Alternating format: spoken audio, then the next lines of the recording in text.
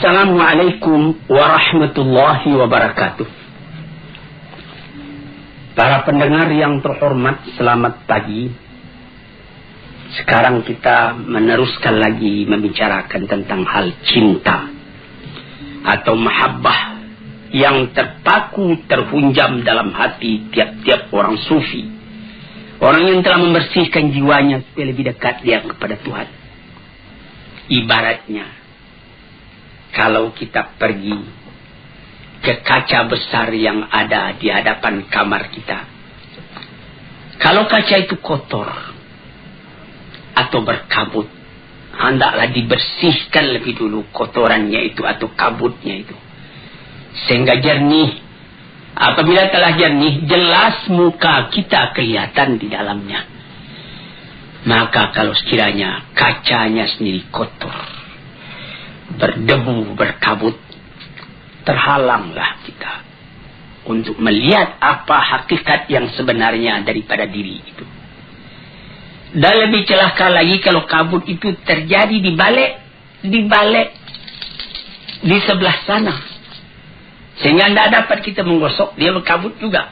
Sebagai kalau kita naik kapal udara, itu kerahnya, plastiknya 2 tingkat. Yang sebelah kita bisa kita hapus dengan tangan sehingga bersih, tapi masih kotor juga karena yang sebelah lagi belum dapat kita capai dengan tangan kita. Maka usaha kita ialah untuk menjelaskan mahabbah antara kita dengan Tuhan, membersihkan halangan, rintangan yang menghambat kelihatannya kekurangan-kekurangan kita di dalam menghadap Tuhan itu. Kalau sekiranya misalnya saja dengan sesama manusia, bagaimanapun cintanya kita kepada seseorang, kalau mata kita kerut, kalau mulut kita busuk,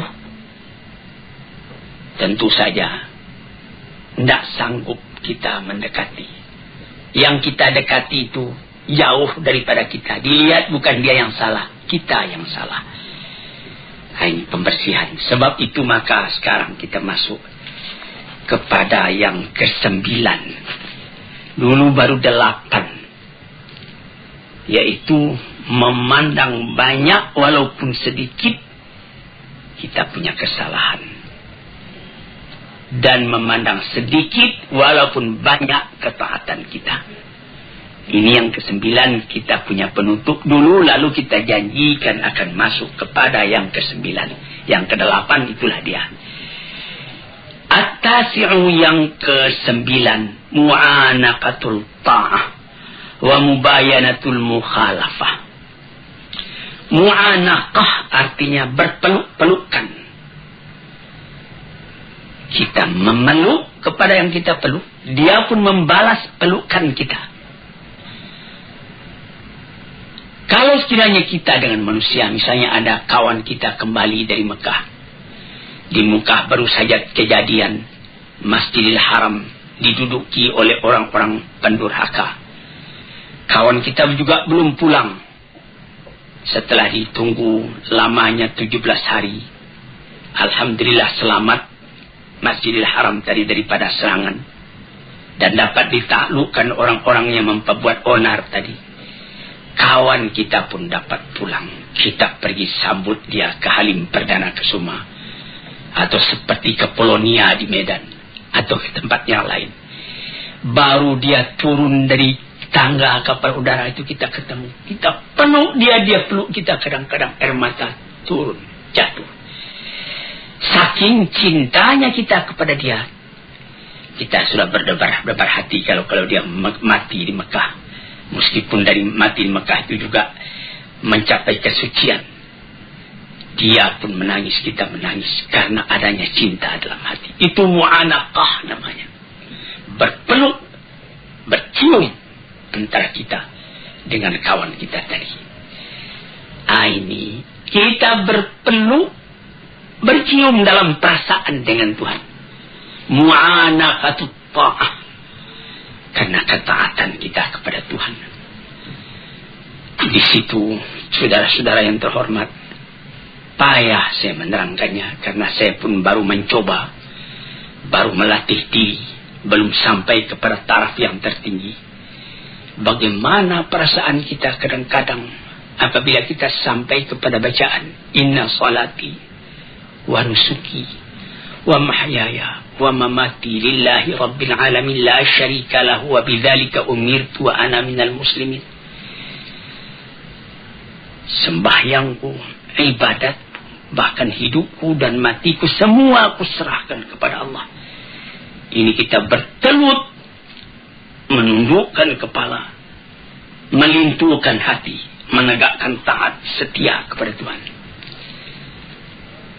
Apabila kita punya permintaan dikabulkan dari sebab tunduknya hati dan ikhlasnya kepada Allah, akhirnya kecintaan kita itu dibalas. Itu namanya mu'anaqatut ta'ah. Berpeluk-pelukan kita dengan yang kita sembah itu karena ketaatan. Wa mubayanatul mukhalafah, artinya lain daripada yang lain. Kalau sekiranya dalam kita sembahyang menghadap kepada Tuhan, kita diganggu oleh perasaan yang lain, oleh amwalun iqtaraftumuha tijaratun takhshawna kasada wa masakinu tardawna. Kita diganggu oleh rumah tangga, oleh kekayaan, oleh kebun, oleh gedung, oleh anak, oleh istri, oleh keluarga. Mubayanatil mukhalafah. Bukan itu yang aku tuju ya Tuhanku, Engkau yang aku tuju. Yang lain-lain itu alam semua. Hari ini dengan aku, besok meninggalkan aku, atau aku meninggalkan dia. Maka bertambah teguhlah kecintaan tadi. Sebab itu maka dikatakan oleh ulama-ulama yang telah mendalam dzauqnya, ibadat yang dikerjakan dengan taat setia itu menambah cinta kita kepada Allah Subhanahu wa taala. Itu kita bisa uji sendiri. Misalnya datang waktu, kita sudah dengar azan di masjid, Allahu Akbar, kita siap, kita pergi ambil wudu, kita sembahyang di awal waktunya, kita kerjakan dengan tertib. Bukan main. Itu mu'anaqatut ta'ah namanya. Tapi kalau kita sudah mulai melalaikan, pukul 12 tengah hari masuk waktu zuhur, pukul 2:30 baru kita kerjakan zuhur tadi, nampak bahwa kita cinta kepada Tuhan itu kendor. Nah, di sini tuan-tuan yang terhormat, yang ke-9. Jadi perkataan ini adalah dari seorang sufi, Sahal bin Abdullah At-Tusturi namanya. Yang ke-10, dukhulu sifatil mahbubi alal badalil min sifatil muhib. Ini ada seorang sufi namanya Junaid al-Baghdadi mengatakan, yang mahabbah itu, cinta kepada Allah itu ialah masuknya sifat Tuhan yang dicintai itu ke dalam diri kita sebagai ganti daripada sifat yang mencintai, yaitu sifat kita sendiri. Ini lebih mendalam lagi perkataan dari Junaid al-Baghdadi ini. Sehingga yaitu sebutan yang dicintai itu Allah, sifatnya Rahman, asma'nya Wadud, Ghafur, Jabbar, Qahar, 99 banyaknya, sama sekali memenuhi kepada hati orang yang mencintai, sehingga tidak teringat lagi yang lain melainkan dia. Kita mengenal kepada orangnya karena tahu akan sifatnya. Bertambah kita melihat akan sifat Allah di dalam alam. Bertambah kita tidak ingat lagi kepada alam, tapi kita ingat kepada Allah. Sehingga pernah dikatakan oleh Sufi, ketika Abu Yazid Bustami pergi tawaf, dan ketika dia pulang ditanyai oleh muridnya, apa yang Tuan rasakan? Mula saya masuk, saya lihat Ka'bah. Kemudian lama-lama tidak Ka'bah lagi yang saya lihat, saya teringat kepada Allah. Hilang Ka'bah. Saya masuk sekali lagi, sama ingat saya kepada Allah dan kepada Ka'bah. Tapi lama-lama Allah juga yang terbangkang. Saya masuk yang ketiga kali, Allah yang kelihatan, lama-lama baru kelihatan Ka'bah. Saya masuk yang keempat kali, tidak saya melihat Ka'bah lagi, Allah yang kelihatan. Ini perkataan ahli-ahli tasawuf ini kalau kita dalami, kita alami, kita dalami dan kita alami, akan terasa dalam hati. Mata melihat alam, hati melihat Tuhan. Sehingga kemana saja mata memandang, bukan alamnya nampak lagi, Allah yang kelihatan. Dari basar kepada basirah. Jadi katanya Junaid al-Baghdadi itulah mempengaruhi sebutan yang kita cinta itu, sifatnya, namanya di dalam hati kita. Sehingga tidak ada lagi yang lain melainkan itu yang memenuhi hati. Perasaan kita, penanggapan kita yang mempengaruhi ialah perasaan itu. Sehingga segala perasaan, segala penanggapan bertukar sama sekali. Menghadapkan Tuhan. Dengan demikian itu bertambah lama, karena latihan itu bertambah, bergantilah sifat kita yang tercela kepada sifat Tuhan yang terpuji, yang tercinta. Sehingga sesuailah sifat kita dengan sifat Allah ala taqatil basyariyah, atas kesanggupannya seorang manusia. Yang kedua belas, antahibal kulla kaliman ahbabta fala yabqa laka minka syai'un. Engkau berikan keseluruhannya kepada yang engkau cintai. Ini adalah keinsafan belaka. Karena kalau kita fikirkan, tidak ada yang kita punya di dalam alam ini sama sekali kepunyaan Tuhan. Walaupun songkok yang kita pakai, baju yang kita pakai, celana, sepatu, arloji dan lain-lain yang lekat di badan kita ini, tambah kita dalami, ini sama sekali cuma pinjaman. Dengan takdir dan dengan izin Allah subhanahu wa ta'ala, saya bikinlah gubuk-gubuk saya di Kebayoran Baru. Dari Perintah nomor 3 nomor 1. Beberapa tahun yang lalu, kira-kira 20 tahun yang lalu, ada kawan bertanya, ini rumah Buya ini, rumah Tuan ini, rumah Bapak ini. Saya bilang, bukan, ini rumah Tuhan, dipinjamkannya kepada saya selama saya masih hidup. Atau barangkali juga masih saya hidup sudah tidak saya yang punya lagi. Mengangguk kawan tadi, lalu saya tuliskan, hadza min fadli Rabbi, ini rumah adalah kurnia Tuhanku. Liyabluwani ashkuru am ashkur, untuk menguji aku syukurkah aku kepada Allah, am akfur, atau aku melupakan jasa Allah kepadaku. Jadi kufur namanya.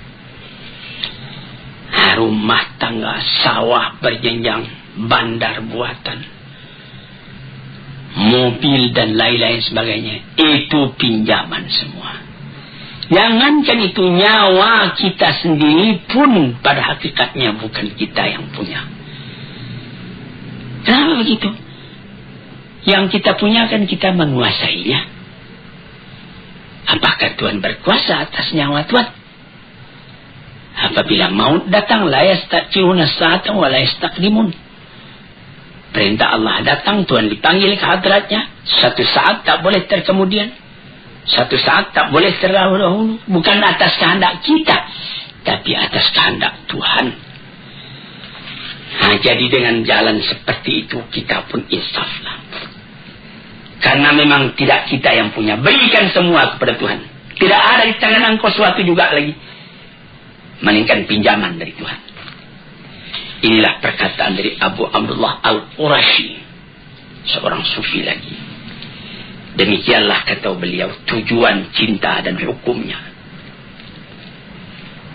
Berikan iradat engkau, kemauan engkau, kehendak engkau, perbuatan engkau, harta engkau, waktu engkau kepada Allah. kepada yang engkau cintai.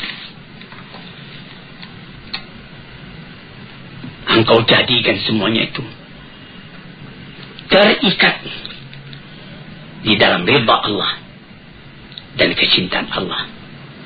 Tidak ada engkau mengambil untuk diri engkau sendiri kecuali apa yang diberikan oleh Allah.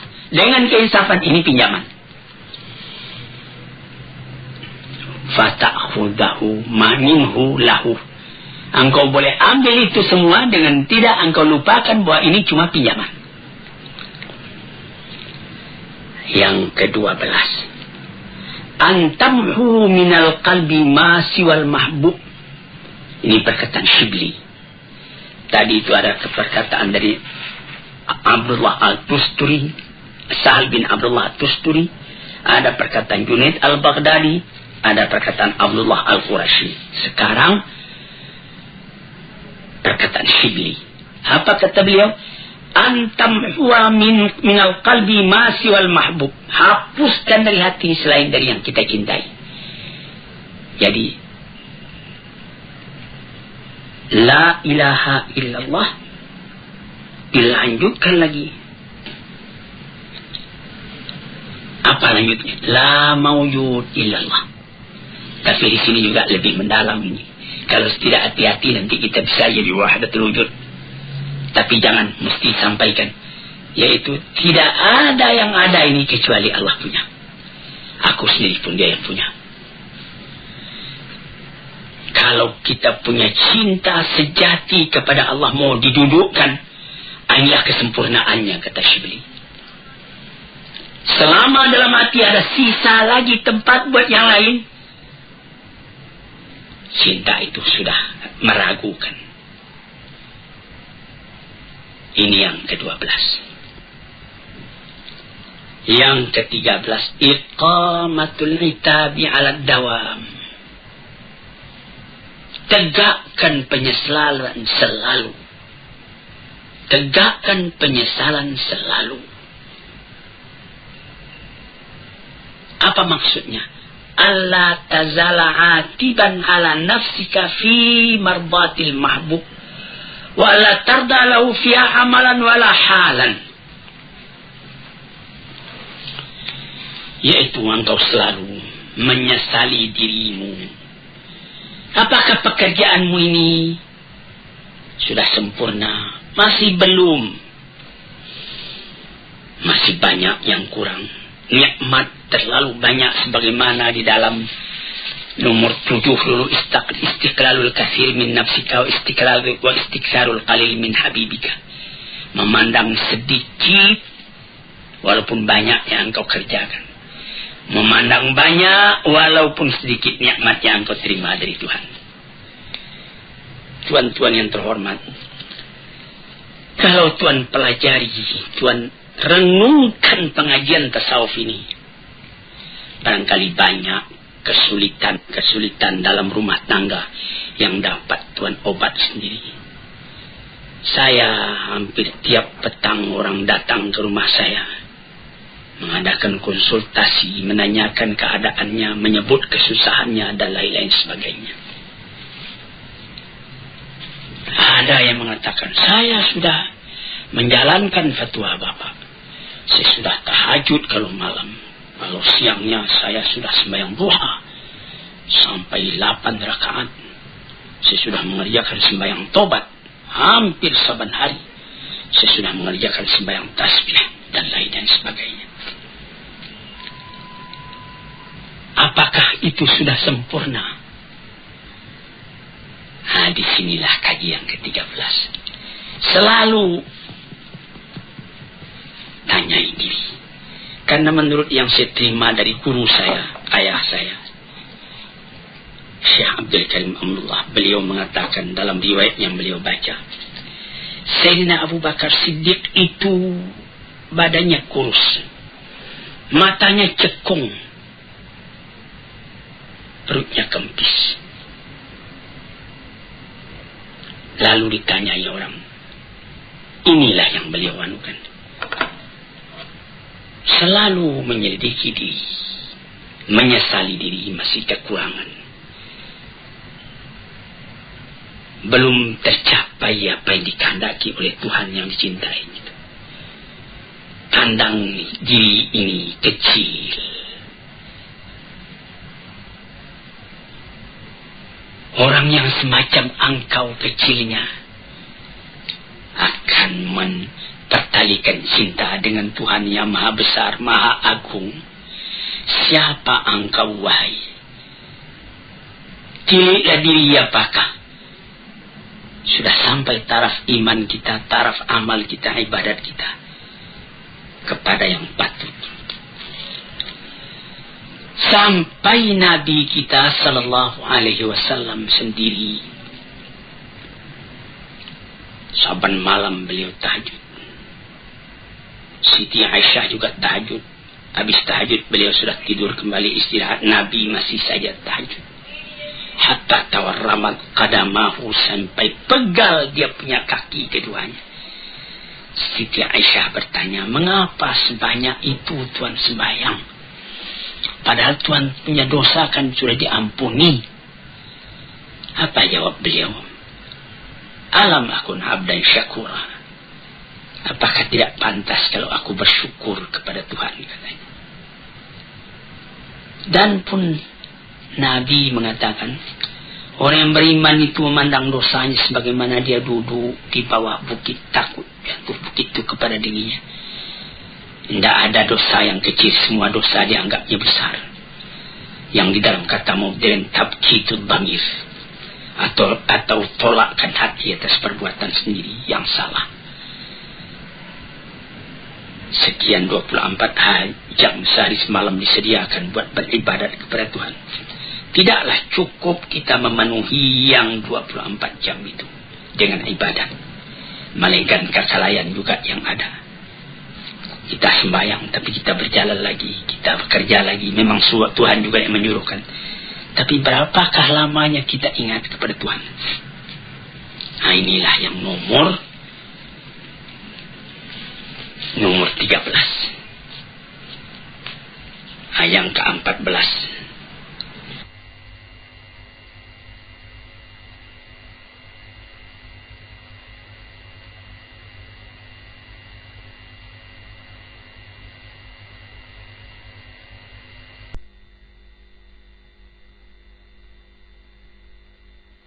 Tughara 'alal mahbub an yuhibbahu mislak. Ini perkataan Syibli juga. Apa katanya?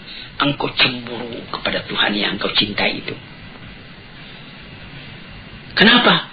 Orang yang semacam engkau mencintainya. Memandang hinanya, kecilnya diri. Sebagai sambungan penjelasan dari nomor 13 tadi. Ghirah.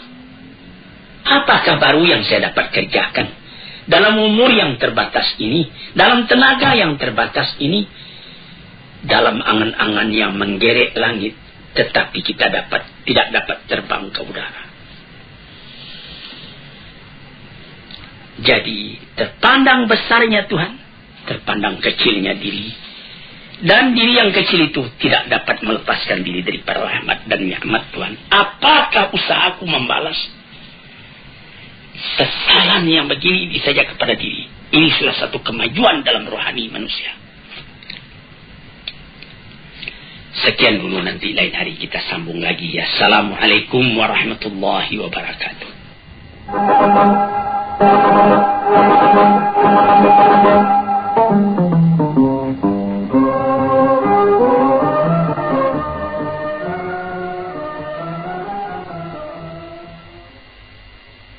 Assalamualaikum warahmatullahi wabarakatuh.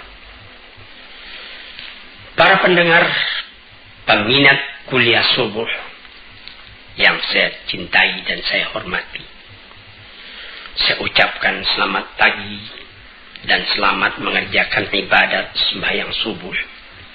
Badan sehat, langit cerah, alam terkembang, dan nikmat Allah berlimpah ganda datang kepada diri kita masing-masing. Pada waktu yang sudah-sudah di dalam memperkatakan soal-soal tasawuf agak panjang telah kita bicarakan bicarakan tentang mahabbah, tentang hubungan kita dengan Allah, hubungan kasih, hubungan cinta, hubungan kasih sayang. Hampir 2 bulan pengajian kita tentang cinta ini. Sekarang setelah kita mengaji tentang cinta, kita akan terus kepada akibat dari cinta. Apa akibat dari cinta? Cinta itu sendirinya menimbulkan cemburu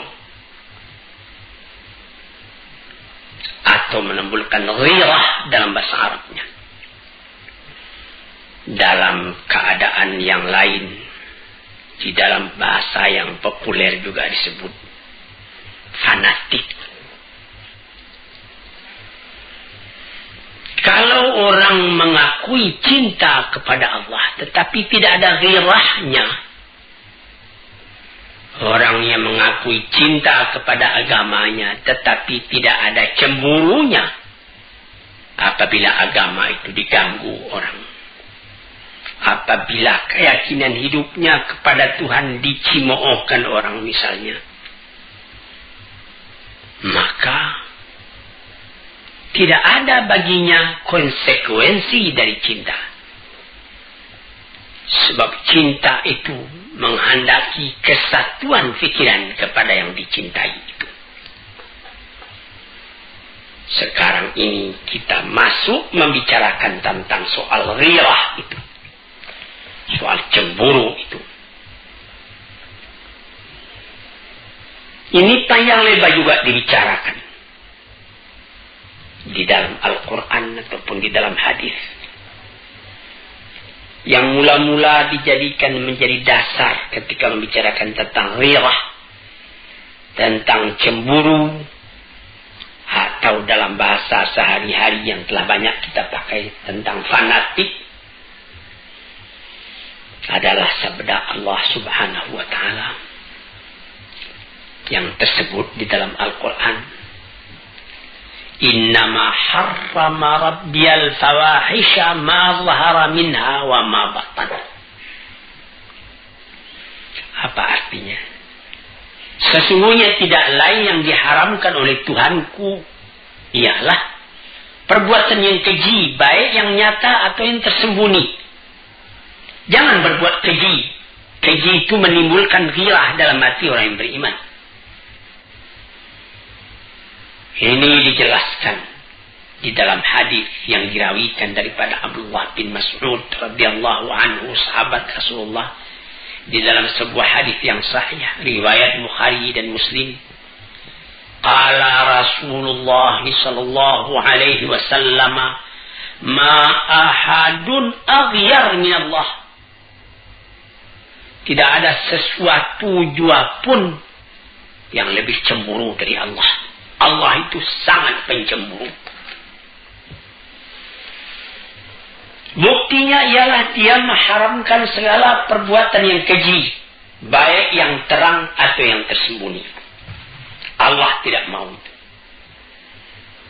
Maunya Allah Ta'ala itu yang bersih.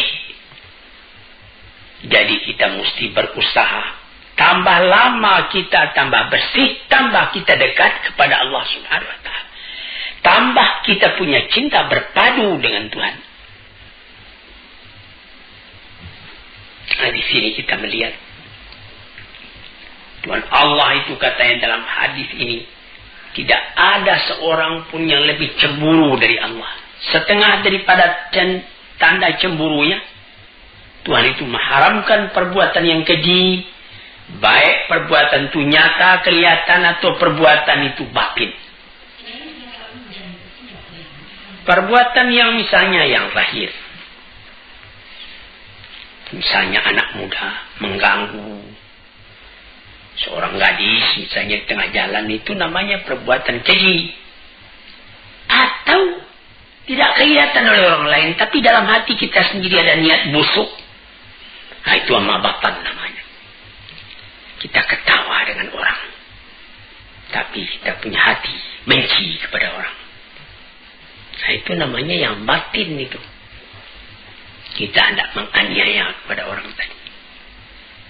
Nah, sebab itu maka dijagalah perbuatan yang lahir yang akan nyata kepada sesama manusia atau akidah yang batin. Kalau sekiranya rasa-rasa batin itu masuk, lekas perangi. A'udzubillah, aku berlindung kepada Allah. Sehingga hilang perasaan-perasaan yang tadinya yang batin itu. Jadi di situ maka kecemburuan Tuhan itu pun dapat dihindarkan.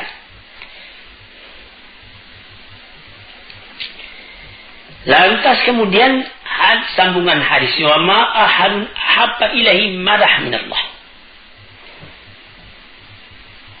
Wa min ajli dzalika asna ala nafsihi. Tidak ada seorang pun yang lebih suka akan pujian melainkan Allah. Sehingga beliau sendiri pun asna ala nafsihi, memuji kepada dirinya. Jadi bagi Allah bukanlah namanya tawadhu', merendahkan diri kalau dia dikatakan Allahu la ilaha illa ana. Saya yang Tuhan, tidak ada Tuhan yang lain. Itu bukan kesombongan. Tapi itu adalah daripada alamat kecintaannya Tuhan kepada pujian atas perbuatan Tuhan itu. Dan memang tidak namanya mengambil muka. Kalau kita lihat keindahan alam lalu Tuhan kita puji. Alhamdulillah, segala puji bagi Allah Rabbul Alamin. Rabbil Alamin, Tuhan dari seluruh alam ini. Maka Allah pun memuji kepada dirinya. Kemudian itu ma ahadun ahabba ilayhi al-'udhr min Allah. Dan tidak ada seorang pun yang lebih disukai daripada orang yang merasakan kekurangan pada dirinya, mengakui kekurangan itu. Tuhan Allah tahu kekurangan kita itu, kelalaian kita itu, tidak tahu jalan. Maka dibuktikan oleh Tuhan hal itu dengan mengirim rasul-rasul. Dikirimnya rasul-rasul sejak dari Nabi Adam atau Nabi Nuh sampai kepada Nabi Muhammad sallallahu alaihi wasallam, menunjuki kepada manusia jalan yang harus ditempuh di dalam kehidupan dunia ini. Jadi di dalam hadis yang sahih yang lain yang dirawikan oleh Abi Salmah dari Abi Hurairah radhiyallahu anhu, Rasulullah pun pernah mengatakan, innallaha yaghar wa innal mu'mina yaghar wa ghairatullah an ya'til 'abdu mahram alaihi. Tuhan Allah itu menurut hadis yang sahih ini pencemburu. Orang mukmin pun pencemburu sebagai cemburunya Allah itu. Maka ghirahnya Allah itu yaitu yang akan menimbulkan cemburunya Tuhan kalau ada hambanya yang sengaja berbuat barang yang dilarang oleh Allah. Itu Allah tidak suka. Dia cemburu keadaan demikian itu. Mengapa demikian? Nah, kalau tidak ada cemburunya itu, tanda tidak ada cinta. Kita bawa saja misalnya kepada misal yang lahir dalam kehidupan kita sendiri. Kita mengatakan cinta kepada istri. Cinta sejati kepada istri. Tulus ikhlas, sehidup semati. Lalu tentu kita tidak senang kalau ada orang lain yang pergi mengganggu istri kita itu. Kita cemburu. Lalu ada orang dibiarkannya saja istrinya bermain-main bersanda gurau dengan laki-laki lain. Nah, itu orang dikeragui cintanya. Tandanya cintanya itu tidak bulat. Atau barangkali orang itu dayus. Tidak ada lagi rasa cemburu dalam hatinya. Ini orang-orang celaka. Sebagaimana pepatah orang Arab, Fatana likulli musibatin fi dinihi wa idza yusabu. Fatina likulli musibatin fi malihi wa idza yusabu bidinihi lam yashuri. Sangat halus perasaannya. Dia merasa cemburu kalau akan terganggu harta bendanya. Tetapi kalau agamanya yang tersinggung, dia tidak merasa. Ini orang juga sudah orang sakit, tidak ada kecemburuan sejati dalam dirinya. Jadi cemburu ini mesti ada. Kita sebagai umat yang beragama mesti ada cemburu. Karena dari sebab cinta kita kepada agama tadi. Misalnya ada orang injak-injaknya Quran, lalu kita ketawa saja. Tandanya kita tidak beres. Tandanya kita tidak menghargai Al-Quran. Demikianlah seterusnya. Jadi cinta itu adalah akibat, cemburu itu adalah akibat dari cinta.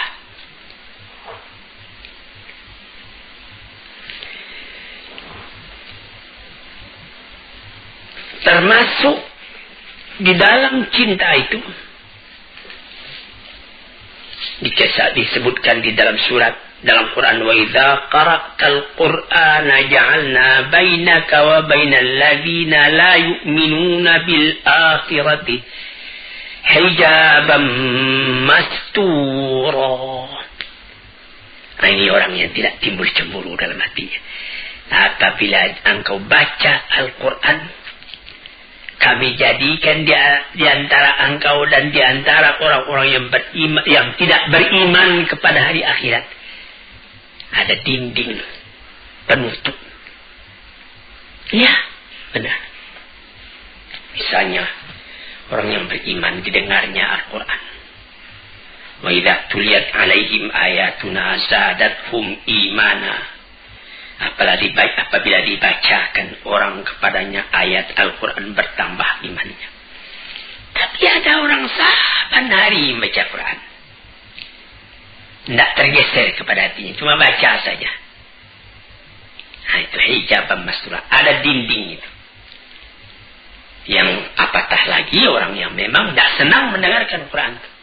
Ka'anna fi idhunaihi waqra, seakan-akan dia menaruhkan penyumbah pada telinganya, tidak mau mendengarkan. Nah, ini orang hijaban mastura, tertutup telinganya.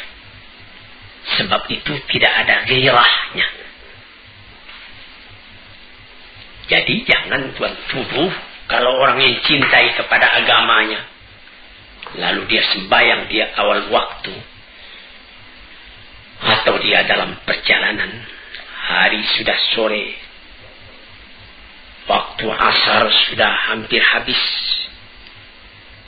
Sebagaimana saya baca di dalam satu surat kabar, beberapa orang pengembara di London, dia mau berangkat ke tempat lain, waktu asar sudah hampir habis. Dia sembahyang di Hyde Park. Dia sembahyang menjamak. 2 rakaat zuhur, 2 rakaat asar, karena dia adalah musafir. Tidak peduli dia apa, dia ditonton orang, tidak apa. Karena ghirahnya kepada agamanya. Jadi ini ujian ini. Apakah engkau cinta? Sebagaimana kaji kita yang sudah hampir 2 bulan yang sudah. Ya, saya cinta. Apa engkau ada cemburu? Oh, tidak. Tidak ada cinta engkau kalau begitu keadaannya. Hadirin, para pendengar yang saya hormati, sebab itu dikatakan oleh Suri As-Sakti kepada kawan-kawannya, mengapa ada orang yang terhijab tidak masuk Quran kepada hatinya? Tidak ada ghirah. Karena orang-orang yang kafir tidak ahli buat memahamkan kalamullah. Tidak ahli buat mengetahui ma'rifat kepada Allah, buat tauhid kepada Allah, buat cinta kepada Allah. Sebab itu di antaranya dan di antara rasulnya, di antara kalam Tuhan, di antara tauhid, ma'rifat, semua itu terdinding bagi mereka. Tidak akan didapat yang demikian itu kalau bukan ahlinya. Oleh sebab itu maka dikatakanlah bahwa al-ghiratu manzilatun syarifatun azimatun jiddan. Ghirah itu adalah tempat kedudukan yang mulia, yang agung sekali. Jalilatul miqdar, sangat tinggi nilainya.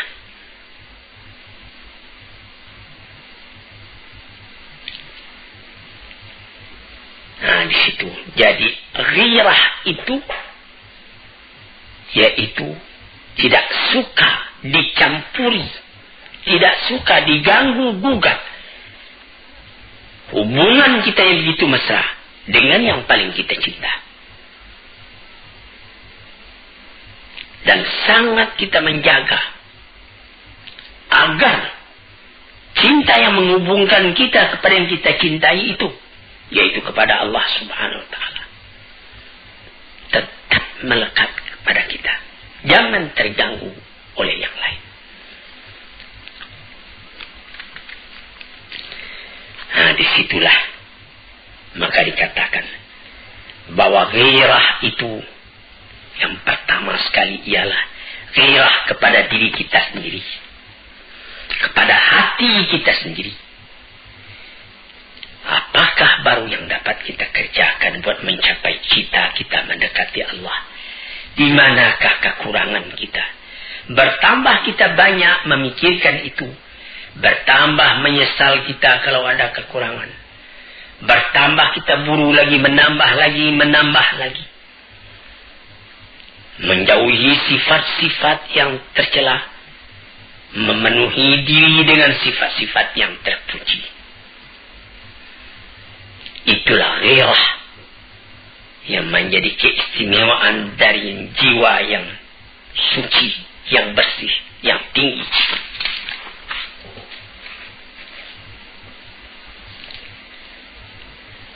Maka jiwa atau diri yang rendah tidak dapat mencapai itu. Menurut kemuliaan diri dan ketinggian cita-citanya, disitulah letak ketinggian yang akan dicapai pula oleh tingkat ghirahnya itu.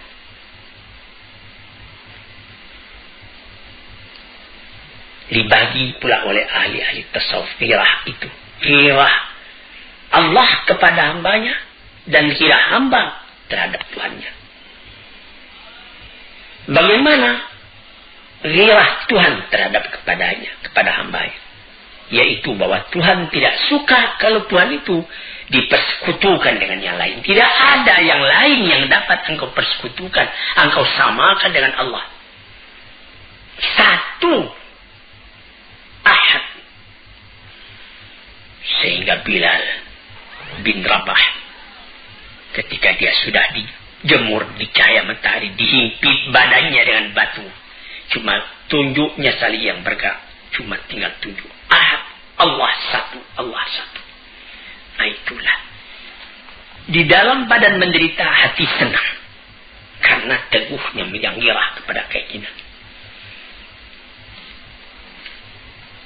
Hadirin, nah bagaimana pula ghirahnya Tuhan kepada hamba, kepada Tuhannya? Ghirah kepada dirinya dan ghirah kepada orang lain. Adapun ghirah kepada Tuhannya, tidak dia jadikan amalnya, perkataannya, ahwalnya, waktunya, nafasnya selain untuk Tuhan. Dan kalau ada orang lain yang mengganggu hubungan dengan Tuhan itu, timbul marahnya. Dan dia tidak mau kalau haknya dengan Tuhan itu dipandang enteng oleh orang yang memandang enteng. Hadirin yang terhormat, kita habisi hingga itu dulu. Agak 2